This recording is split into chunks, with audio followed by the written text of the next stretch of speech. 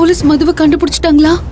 செவந்தி, local station எல்லாருக்குமே மதுவை பத்தின இன்ஃபர்மேஷனை கொடுத்துட்டோம். அவங்க எல்லாருமே ஃபாலோ பண்ணிட்டு தான் இருக்காங்க.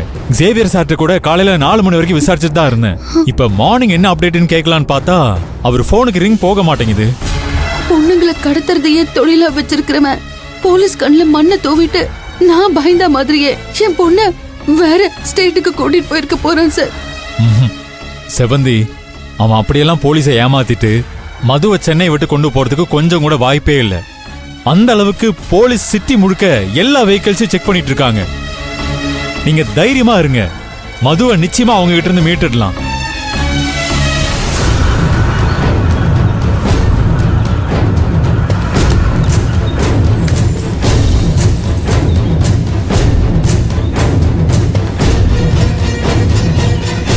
விஜய் சார். ஜேவியர் சார், வாங்க உள்ள வாங்க. ஜேவியர் சார், உங்க போனுக்கு தான் நான் காலையில இருந்து ட்ரை பண்ணிட்டே இருக்கேன். உங்க போனுக்கு போகவே மாட்டேங்குது. மதுவை பத்தி ஏதாவது அப்டேட் கிடைச்சதா?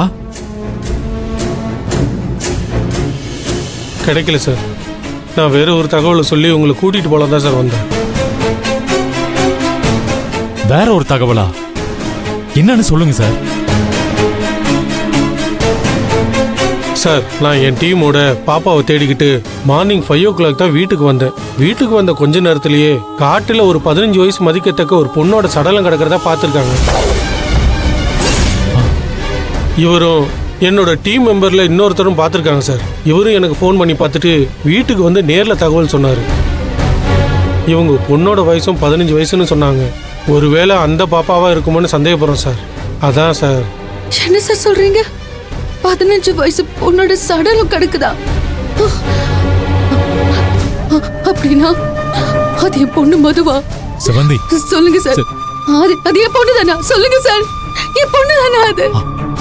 சொல்லுங்க சார். செவந்தி, ஒரு நிமிஷம் பொறுமையா இருங்க. ஜேவியர் சார், நான் தான் மதுவோட போட்டோ உங்களுக்கு அனுப்பிச்சு எல்லாருக்கும் அனுப்ப சொல்லியிருந்தேனே, நீங்க உங்க டீமுக்கு கொடுக்கலையா?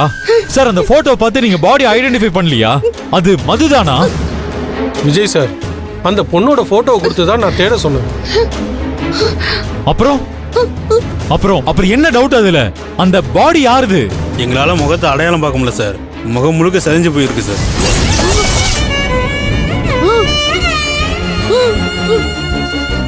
ஐயோ,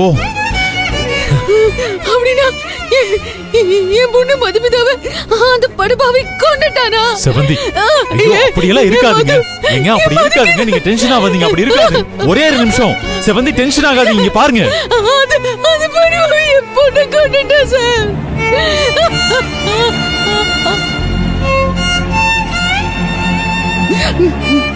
சார், என் பொண்ணு நல்ல விதமா மீட்டு கொடுப்பேன்னு சொன்னீங்கல்ல, இப்ப பாத்தீங்களா என் பொண்ணு பத்தி தப்பான தகவலோட இவங்க வந்திருக்காங்க.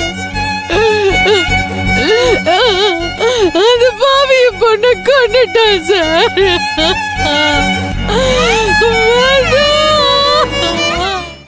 செவந்தி, நான் சொல்றத கேளுங்க. நம்ம நேர்ல போய் அந்த பாடி ஐடென்டிஃபை பண்ற வரைக்கும் அந்த பாடி மதுவாதான் இருக்கும்னு ஏன் அவசரப்பட்ட ஒரு முடிவுக்கு வரீங்க? பொறுமையா இருங்க. அது வேற யாரோட பாடியா கூட இருக்கலாம்ல. நேத்து என் பொண்ணு கடத்திட்டு போயிருக்காங்க. இப்ப 15 வயசுல ஒரு பொண்ணு இறந்து போயிருக்கானா அது யார சார் இருக்க முடியும்? என் பொண்ணு தானே இருக்கணும். என் பொண்ணு தானே இருக்கணும் சார். என் பொண்ணு தானே கொண்டு போட்டிருப்பாங்க. செவந்தி, இங்க பாருங்களேன். நான் சொல்றத ஒரு நிமிஷம் கிளியரா கேளுங்க. இந்த மாதிரி பொண்ணை கடத்திட்டு போய் விக்கணும்னு நினைக்கிறவங்க எந்த காரணத்துக்காகவும் பொண்ணை கொல்ல மாட்டாங்க. நான் சொல்றத கேளுங்க. ஒன்னும் ஆயிருக்காது மதுவுக்கு. நான் நம்புறேன், நீங்களும் நம்புங்க. சரிங்களா? சார், வாங்க உடனே போலாம். வாங்க.